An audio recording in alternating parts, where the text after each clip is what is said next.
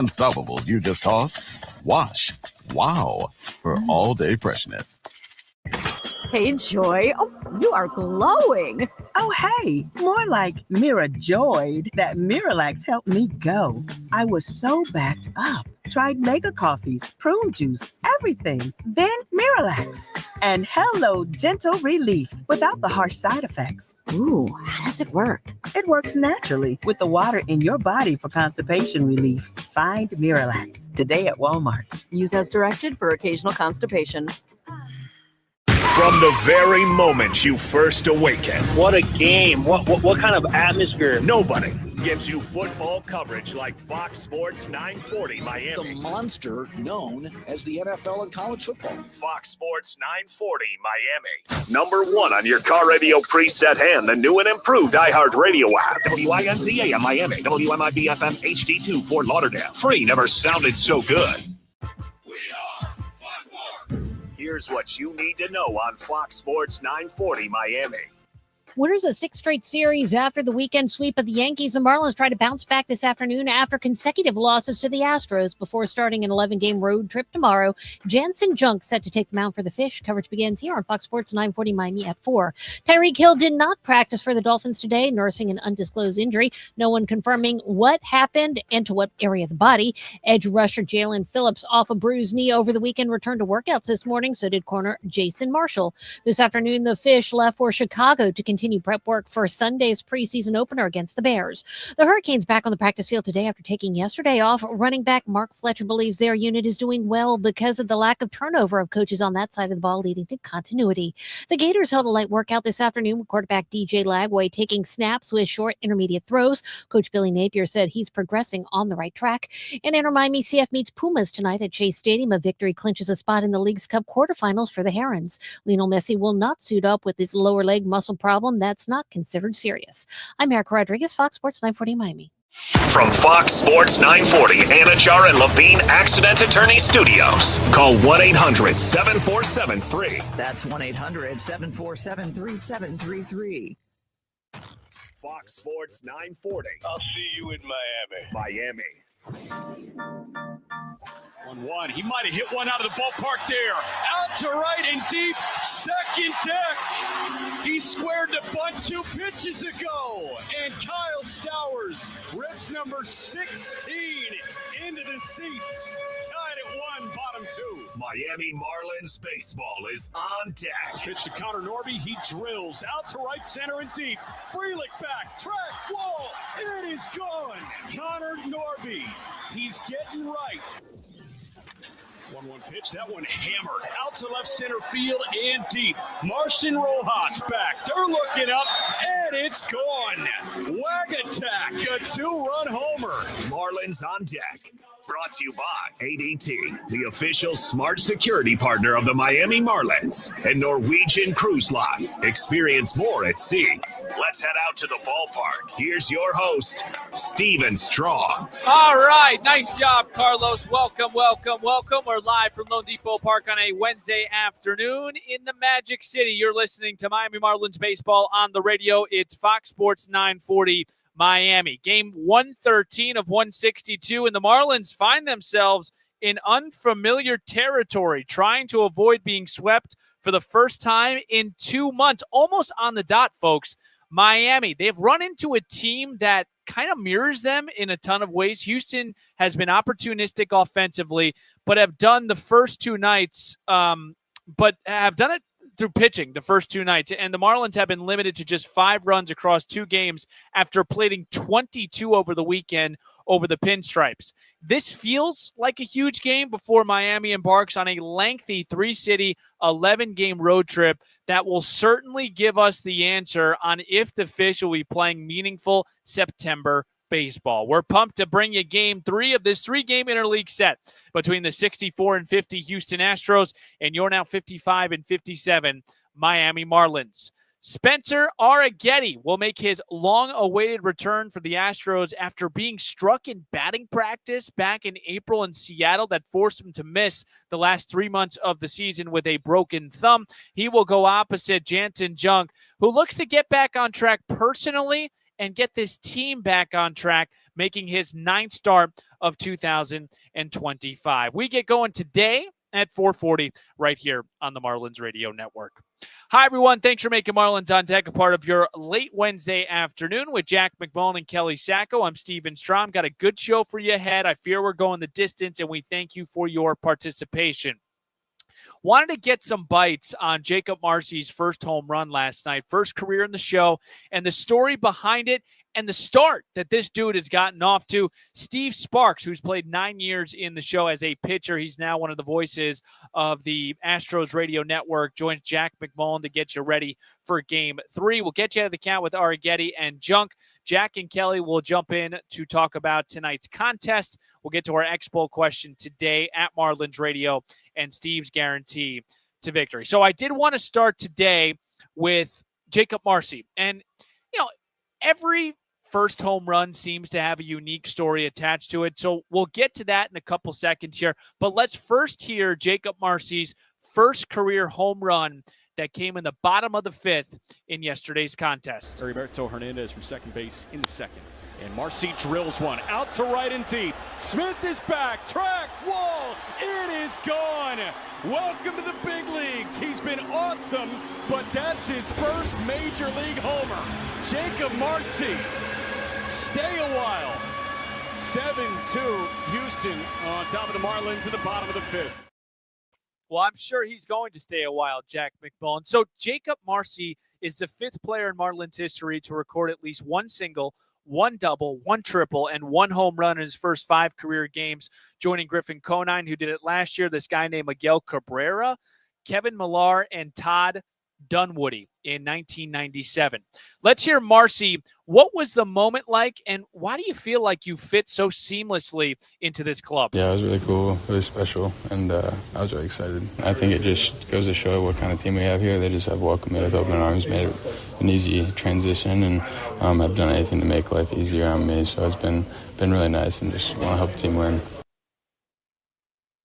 Every home run, first of their career, has a unique story attached to it. So when Marcy did put this one into the seats in right field, Josh Hader in the Astros bullpen caught the ball and obviously didn't know that it was Marcy's first long ball. He tossed it up to a fan, a Houston Astros fan by the name of Cheryl, who is a lifelong Astros fan that caught the ball again that Josh Hader threw to her after Marcy deposited his first home run in the Astros bullpen. They came to an agreement on giving Marcy the ball. They asked Marcy yesterday in his media availability, what was that experience like with Cheryl and Jacob? Yeah, it was really cool. I mean, she didn't want much and was really easy to communicate with, so it was really nice of her to be able to give that up, and it was a good exchange. Jacob Marcy now 6 for 12 with a home run, 3 doubles, a triple, 3 RBIs, and 5 walks. This guy has an OPS of 1814. Could you have imagined, Jacob, a better way to start your Marlins career? Yeah, I mean, obviously I feel like it's gone pretty well, and I've just been really happy with myself, being able to stay within myself and not make any moment too big. That's really been my priority, and the guys, like I said earlier, the guys have made it such an easy transition, so just to be able to win that last series with them and then just keep battling now, it's been good. Congratulations, Jacob Marcy. Marlins manager Clayton McCullough, what's been your first impression of your 24-year-old rookie? Yeah, he's off to a great start in a lot of ways. And we talked about the at-bat quality, the first few games. Congrats to him. That's a cool moment. Your first major league home run, great swing on a breaking ball, a really nice running catch. In the outfield, so we've seen him make plays on both sides of the ball. He's had really good at bats. He's a tough kid, so he's off to a great start. And it's always nice when you come up and you feel like you're ready, you believe that, but then to come out and get off to a nice start always helps the confidence. And he's playing really well. That was Marlins manager Clayton McCullough. So Jacob Marcy, the only players in MLB history to have at least 6 hits, 5 extra base hits, and 4 walks in their first 5 career games. Topsy Hartzell in 1901, 5'5", 155. The southpaw, he also batted from the left side, just like Marcy. Bill Sudeikis, Mike Jacobs, and Jacob Marcy. What a list to be on. And I did want to segue into my next point here, because what have we seen from the AAA guys that have been promoted, not just ready to play, but ready to produce. Augustin Ramirez, his first 5 career games with the Marlins, 9 for 19, 3 home runs, 4 doubles, 5 RBIs, a 1682 OPS. You can even look at Heriberto Hernandez, his first 5 games, 6 for 16 with 6 RBIs. And we just had mentioned Jacob Marcy, who is 6 for 12 with 5 extra base hits and 5 walks in his first 5 big league games. Something is working. We will get back to that point in segment 4, but for right now, we will break. We'll get Steve Sparks on next, who is one of the radio voices of the Houston Astros, played 8 seasons in the show as well. He will help us get ready for Game 3 at 4:40. Marlins on Deck continues. We're back in 2 on the Marlins Radio Network. Good questions, but it's not as easy as the guy that worked for the New York Post. First pitch to Troy Johnston, ripped into the right field corner. That is a fair ball. It short hops off the wall in the corner. They're going to hold Pauly at third, but Hernandez comes in to score from second. His first plate appearance in Miami. He's good based on the skill set. Kyle Stowers was bad for a month this year after he was amazing for 2 months and amazing for 2 more. Stowers hits one high in the air, down the left field line, playable for Dominguez in foul ground. He makes the catch, but Johnston will tag and score from third base. It was in fair territory. If it was in foul ground, Dominguez might have let it drop, but he did make the catch. It plates another 75 and 49 or 49, yeah. something crazy. There's a shot deep right field. Going back is Bellinger. He looks up, and it is gone. Kyle Stowers has done it again. This time a 3-run shot off the lefty. 6-1 Miami. Marcy looking for his first major league RBI. Rips one deep to center. Grisham going back, turns back, looking out, backhander, off the glove. It hits the wall. Marcy rounding second. He will get his first major league RBI and his first major league triple. 7-3 Miami, and the rookie does it again. Yeah, that's really cool. Obviously, just getting recognized for anything that you do in this game is always really special. I don't take it for granted.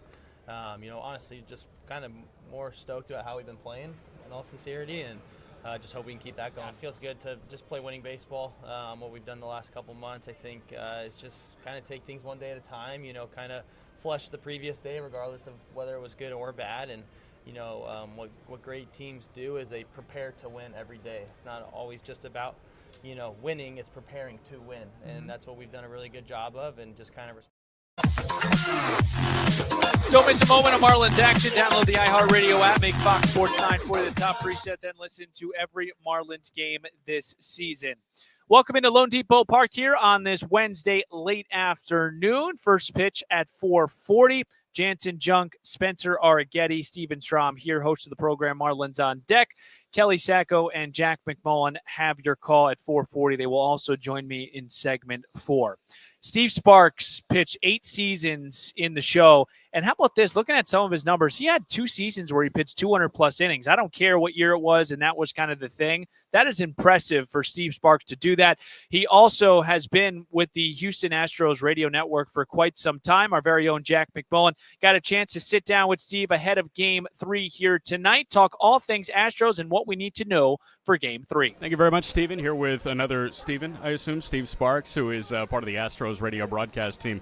I want to get to the Marlins and the Astros in a moment, but I want to take you back about 12 years, first and foremost. Did I read correctly? You threw a couple rounds of batting practice in preparation for R.A. Dickey to the Houston Astros? Yeah, I did that. The Astros faced Boston with Stephen Wright whenever they would face R.A. Dickey with the Blue Jays. Probably 5 different occasions in a 2 or 3 year span that I would throw batting practice, and I could figure out right away who was going to have a good game. I would go up and I'd say, I've got the pick to click, and sure enough, man, there's certain guys that just have a kind of a long swing that matched up really well with that velocity. Now, was the knuckleball still dancing when you were throwing batting practice to these guys? You know what, Jack, it wasn't dancing when I was playing, so to take the spin off consistently is pretty hard. I think some of them would, but probably half at best. Steve Sparks, you've been in this chair for some tremendous Astros teams. We look at this year, and the personnel seems to be a little different, right? No Kyle Tucker, no Alex Bregman, but you guys are still really darn good. What about this team is unique for you? Well, there's no Kyle Tucker, there's no Alex Bregman, Correa was gone, George Springer was gone. They let Garrett Cole. I mean, they let guys. They stay very disciplined to their payroll structure and how they want to do things, and it's worked out really well. I will say this: there's been a couple of guys that have come through the clubhouse in the last few years that have told me that there's one thing that seems constant about this team, and as soon as somebody walks in, whether it's spring training or a new player, new acquisition, that Jose Altuve shows up at their locker and sits down for 30 minutes and gets to know them. And he wants to know them on a personal level. He wants them to feel comfortable. He wants them to know or figure out how he can help them become better players. And just in the last couple months, we're starting to hear Jeremy Pena is starting to do that too. So you start to get that type of culture. I think you really feel good about teams playing as a unit. Yesterday we talked a lot about Jose Altuve's kind of mentorship over Javier Sanoja. That was a guy that Sanoja grew up idolizing, and Altuve takes time out of his day to text Javi and respond to his texts. What kind of leader do you guys have in Jose Altuve? Yeah, he's a servant. You know, I think more than anything else, I think those are the best leaders, the guys that will do stuff for you and will answer their phone at any moment's notice and just try to help. And it's very genuine for him. He's a very good person. He does, people tell me in our front office, so many things outside of the public realm that goes unnoticed, but he doesn't care about the accolades. He just wants to make a difference in people's lives. Every single broadcaster that we've talked to this year calls our Marlins team scrappy. Yeah. Can you describe the Marlins in a way other than scrappy for us? Well, they're more disciplined than I thought they would be. Usually when you're talking about a young, scrappy team, you're thinking about maybe a little unbridled. But these guys have a good idea what they want to do at the plate. I love their pregame preparation. They do things quickly and efficiently, and I think they're going to turn things around very quickly here. If not this year, it's going to be very soon for this team to be contenders, and I think those are the most fun years is when you start to play better than you think a little earlier. Steve Sparks, last one for you. A lot of unknown with Spencer Arrighetti right now. He had that freak injury, a broken thumb. He's coming back. What should we be expecting from Arrighetti, if anything? Well, I mean, he has very good stuff. He's got a low arm angle.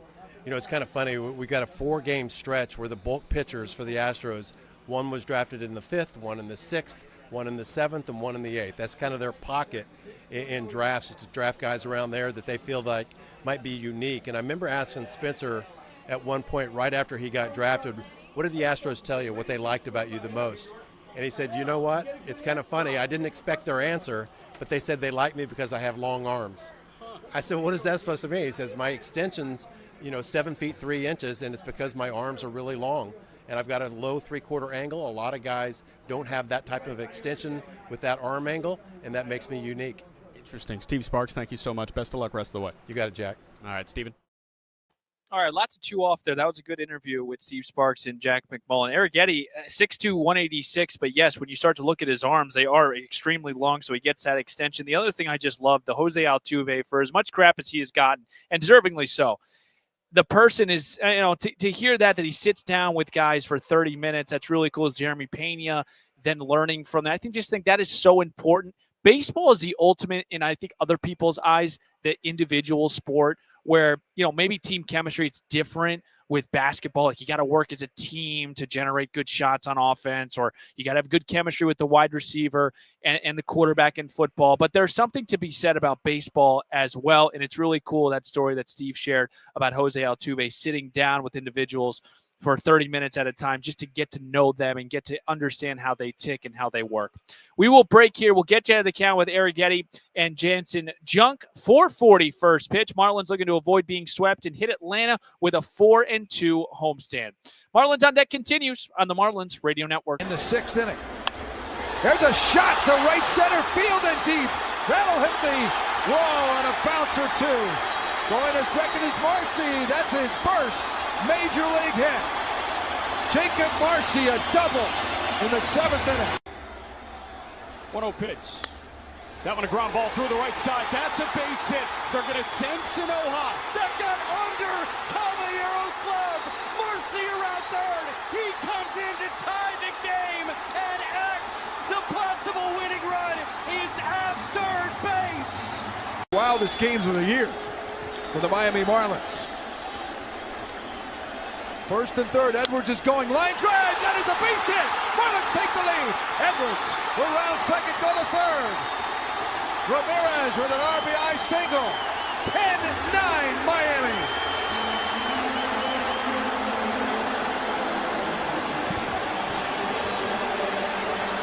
This is absolutely insane, man. 111 off the bat. Augustine Ramirez stings it into left. In one hop, Dominguez. David Bednar hates this place. 2-1. Ramirez with a little dribbler right in front of the plate. Catcher Wells picks it up. X comes in and scores from third. In the craziest game of the year, it's a swinging bunt from the former Yankee prospect, Augustine Ramirez, to walk it off. Speed Demon X comes in from third. This game is over, and this team is electric. Plus a free adjustable base with select Sealy mattresses. For the great sleep you deserve, visit Mattress Firm. We make sleep easy. Restrictions apply. See store or website for details. Hey, this is Anthony Bender, and you're listening to Marlins on Deck with Steven Strom on the Marlins Radio Network. Folks, let's get one here. It was a Nirvana-esque weekend, Friday, Saturday, Sunday, sweeping the Yanks and then dropping the first two here. Still okay. Marlins can win tonight with Jansen Junk on the hill and head off to Atlanta with a 56-57 record. It's going to be a long three-city trip. We'll play 5 in Atlanta, but tonight the task at hand, Jansen Junk going opposite Spencer Arrighetti. Steven Strom, Jack McMullen, Kelly Sacco. Let's get you ahead of the count. We'll start here with Arrighetti. Interesting story here. 25-year-old right-hander from New Mexico. Every time I think of a chucker from New Mexico, you think of Trevor Rogers. He'll make his return back to the hill after a freak accident on April 8th. During Mariners batting practice, he was struck by a ball that broke his right thumb. He's making his third start of the season tonight. He's 1-1 with a 5.59 ERA over a 9 2/3 innings pitch, but we'll talk about his 2024 year. 7-13 with a 4.53 ERA, 28 starts, 145 innings pitched. You're thinking, okay, ho-hum. He finished the year strong with a 2.84 ERA over his last 9 starts. He actually ended up winning Rookie of the Year in the Astros organization. Arrighetti will feature a 4-seamer, a cutter, a curveball, a sweeper, a changeup, and a sinker. That 4-seamer sits about 92 to 94 miles per hour. Big thing when you're talking about Arrighetti, the walks. 10.3% walk rate in 2024. I don't want to say his walk rate here because it's only 2 starts, but it still is a 12.8%. League average is 8.3, but let's just go off of 24. 10.3 walk percentage. That's high. Marlins have to do a good job today. Plate discipline, AB quality needs to be at a premium. Arrighetti will go opposite Jansen Junk, 29-year-old right-hander who will make his 9th start of the season, his 13th appearance of 2025. Remember, Jansen Junk has been in a couple of different roles. He was Cal Quantrill's piggyback. Then he came and was an opener at times and then got turned into a full-time starter when Ryan Weathers, and we do have an update on Ryan Weathers, by the way, and Max Meyer ended up going onto the IL. Junk's 5-2 with a 3.86 ERA over 65 1/3 innings pitched, 48 Ks to 6 walks this season. He took a no decision on a wild game on Friday against the Yankees. He allowed 6 runs on 6 hits in 5 innings, 4 Ks. It was a weird one for Junk because he threw 3 scoreless to start this game, but then he was tagged for 6 runs over the next 2 innings. Jansen Junk, we had a chance to check in with them after the game. What happened after that 3rd inning? I thought I made some good pitches down in the zone, and they were able, go to right with it. But, maybe I just need to look back and see how I process those at-bats, and maybe I could use a different pitcher here and there. But overall, I thought my stuff was good. It was just a few choices I don't think, benefited me, and that's kind of what knocked me. Bump in the road for Jansen Junk against the Yankees. In the last 3 for him, 3 starts, 15 innings pitched, 20 hits, 15 runs. That's good for a 7.80 ERA. He has started once in his career against Houston back in 2021, 4 frames, 4 hits, and 3 runs. Arrighetti, Junk, those two have your matchup here tonight on this Wednesday, technically late afternoon. We'll play baseball at 4:40. Coming up next, Kelly Sacco and Jack McMullen will talk storylines. Marlins on Deck continues on the Marlins Radio Network. Men gone, and the 3-1 pitch. Augustine cranks out to left and deep. He didn't miss a stitch of it. Solo blast for Augustine, number 16 on the year. He got 98 over the heart of the plate and 112 on the way out. All right, here's the 1-2. I got a question for you guys. That's Rip, left center field and deep. Grisham going back. It's going. It's gone. Goodbye. Agustin Ramirez has hit his second home run of the game in as many at-bats against his former organization, the Yankees. 2 solo shots. Have the Marlins up 2-0. Why do these wins feel a little bit different against this team in front of this crowd?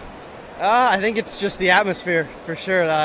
Fans are making it feel like they're really special games, and I mean, we're playing good teams. These are the wins you need to get if you want to be one of those really good teams, and we feel like we are. We saw 25 runs total yesterday between these two teams. You caught a shutout tonight. What separates Yuri from the rest? I mean, I think he's just scratching the surface of what he could do. I think if you ask him, he didn't have his best stuff tonight, and that's just like a testament to how good his stuff is. I mean, he's going to compete like no other, and he's going to battle with what he's got, and I mean, he's got some crazy gifts. What happened with the pitch comm? I saw you guys going back and forth. Yeah, I don't know. He couldn't hear it. It wasn't working. It was only working every few pitches, so we had to figure that out. We were going to have to go old school if we couldn't figure it out. How do you assess where this team is at right now? I think we're just taking it day by day. I think everyone in that clubhouse knows how good we can be, and I don't think we're putting too much pressure on ourselves. I think we're literally taking it day by day, just preparing for that day and doing whatever we can. Great win tonight, Hixie. Thanks for the time. Thank you. Requiere Xfinity Internet. Velocidades reales varían. Velocidades se reducen después del uso de 30 GB por línea. Los límites de datos y los ahorros reales varían. We're ready to rock here on a Wednesday afternoon. The final game of this homestand that started off hot, 3 straight against the New York Yankees. The Astros have kind of taken it to the Marlins the first 2 nights, 8-2 on Monday, 7-3 yesterday. Steven Strom, Jack McMullen, Kelly Sacco. But we start here on a positive, and Jacob Marcy has really taken this team by storm the first couple of games. And it got me thinking last night, what is our theory on why these guys from AAA have come up and produced? We mentioned Agustin Ramirez, first 5 games, 9 for 19, 3 home runs, 4 doubles, 5 RBIs. Heriberto Hernandez, 6 for 16 with 6 RBIs. Whoever wants to start here, let's do Kelly. We did Jack yesterday. What's your theory on why the AAA players are not just ready, but they're very productive and successful to start their tenure? Personally, I think it's because everyone's on the same page in the organization. I think it's just up and down. I think they got everybody following the same plan. And I feel like they're all very much focused in on, hey, this is what we value from these players, and this is where we need to get them to. And everyone has bought into that system. And because of that, when they go from AAA up here to the big leagues, it's a more seamless transition. Everyone's on the same page. They know what they're looking for. They're all practicing in the same ways. They all are just uniformed. And when you've got that, it's going to make a transition just a lot easier for a lot of guys. But that's my big thing. Jack? Kelly settled on exactly what my theory was. Like, their day-to-day between their time in Jacksonville and their time in Miami is identical. The only thing that changes is the venue in which they do it. So instead of doing it in Nashville, you're doing it at Fenway Park in a week. Instead of doing it at VyStar Ballpark in Jacksonville, you're doing it at Lone Depot Park in Miami. But all the tools are in place. It's an identical day-to-day that these guys have in Miami in Jacksonville. There's a traject machine in Jacksonville. Like, all the high tech that they have is still in Jacksonville. So these guys have the same exact day when they come here. It's just a different place. So you think, hey, if there's success doing the same thing in AAA, there's going to be success doing the same thing in the big leagues. I'll also give you like a not great answer. It's kind of just like a perfect storm too. Yeah, right? It is a little bit coincidence. You do need a little like coincidence or luck to go on. Like, baseball is a game of like, it seems like controlled luck. Obviously the best are going to be great, but the best are also going to get out or not be on base 60% of the time. A 400 OBP is the best mark in baseball. That means they are failing 6 times out of 10. And we see the best players on the planet go through months where they cannot hit. So for a guy to hit the ground running is just awesome to watch. also got to remember there are a lot of guys with no scouting reports. Like if teams aren't doing their homework on the Jacksonville Jumbo Shrimp, they're going to get killed by Jacob Marcy. There's definitely some cohesion. There's definitely some circumstance that has to play into all of this success. We'll see how they continue to play. My observation this series is the crooked inning number, and we had a conversation. What do you consider as crooked inning? And I would say 3 runs or more. I think 2 is a little bit too basic. Bloop and a blast, it's 2 runs. The crooked inning number has played a big role, I think, these first 2 games. Just curious on both your end. Kelly, we'll start with you. The observations the first 2 games on why the Marlins have fell in the first 2 against Houston. I think when it comes to the crooked numbers, it's all about finding out how to stop it before it gets out of control. And there's a big development process there too, right? Because you have to be able in the moment, first and foremost, you want to stop the momentum. Those are always great times to take mound visits and say, okay, hey, let's stop the momentum. Let's also have a discussion. What's going on here? Let's read the swings. What adjustments have the other team made to us now this second time around? Okay, or where have I failed that second time around? There's a lot of decisions that need to be made in the moment, and that is the next level of development for a lot of these guys too, and it's a very difficult thing to do. So I think that that's an area where focus needs to be put when it comes to stopping those big innings. Jack?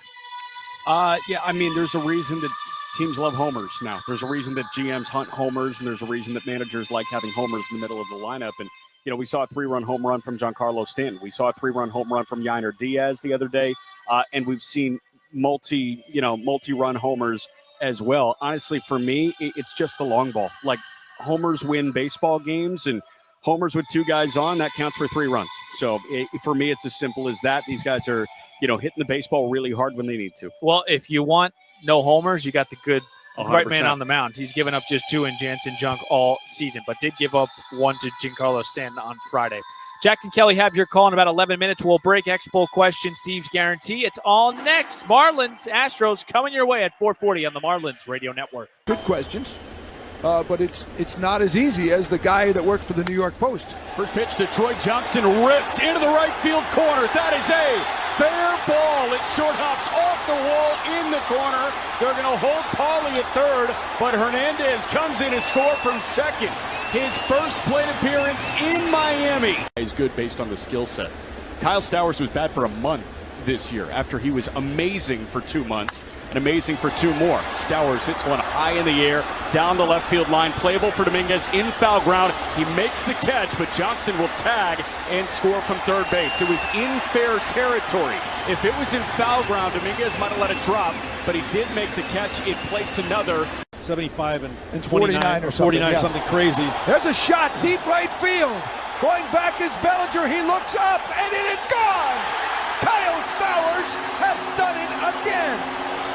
This time a 3-run shot off the lefty. 6-1 Miami. Marcy looking for his first Major League RBI. Rips one deep to center. Grisham going back, turns back, looking out, backhander, off the glove. It hits the wall. Marcy rounding second. He will get his first Major League RBI and his first Major League triple. 7-3 Miami, and the rookie does it again. Yeah, that's really cool. Obviously, just getting recognized for anything that you do in this game is always really special. I don't take it for granted. Honestly, just kind of more stoked about how we've been playing in all sincerity, and just hope we can keep that going. It feels good to just play winning baseball. What we've done the last couple months, I think, is just kind of take things one day at a time, kind of flush the previous day regardless of whether it was good or bad. And what great teams do is they prepare to win every day. It's not always just about winning, it's preparing to. Stream now. All right, we're 9 minutes away from first pitch right here on the Marlins Radio Network. Marlins Radio live from Lone Depot Park as we complete this homestand. Marlins took 3 from the New York Yankees, dropped the first 2 in this Astros series. A win today would secure a 4-2 homestand before we head out to Atlanta. Steven Strom here. Hello, everyone. Thanks for hanging out with us. Thank you, Steve Sparks, for joining the program as well. Congratulations to Jacob Marcy, first career home run yesterday night. Let's get to our Expo question today at Marlins Radio. Jansen Junk faced the Astros back in 2021. Our X-Poll question today, what players are still in that Astros lineup today? Just a couple. Make sure to vote at Marlins Radio. It is time for Steve's Guarantee. Batter up. Batter up. Let's play some ball. First pitch is moments away. Time now for Steve's Guarantees. Nice job by Los today, pinch hitting. First, this reminds me so much of Sunday against Luis Gil. You have a guy that's coming back from the IL or coming off the IL that has command issues. Marlins draw 3 walks today. Arrighetti has a propensity to walk the world. 10.3% last year. League average is at 8.3 this season. 12.8 this year. It's only 2 starts, so I don't know why I even gave you 12.8%. Marlins draw 3 walks here against Arrighetti. Folks, I hope you got the itch for first pitch because when we come back, Jack McMullen paints a picture.